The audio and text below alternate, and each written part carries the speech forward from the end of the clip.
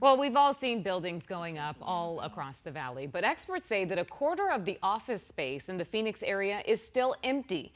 It's been that way for a full year now as companies keep downsizing. But 12 News journalist William Pitts explains that empty office space is also more expensive. Vacancy rates for office buildings in the Phoenix area are still very high, but the buildings are still going up.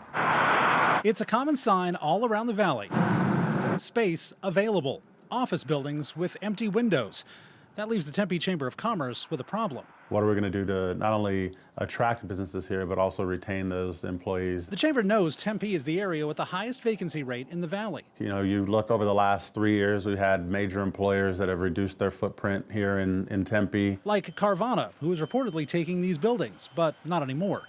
Other companies hit by inflation, cost cutting, and employees who don't want to come to an office. There are other, factors from a cost, affordability. Being in Tempe is something that's a little bit challenging.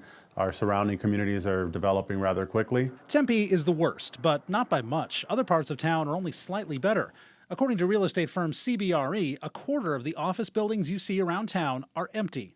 Tempe, Mesa, Chandler, Gilbert, that area was a high growth area in town. Sean Spellman with CBRE says it's still because of the pandemic. Although we're, now 4 years out of the pandemic, it is still being figured out of what employers are going to do. But office space is still being built. High rises, office parks, they're still under construction.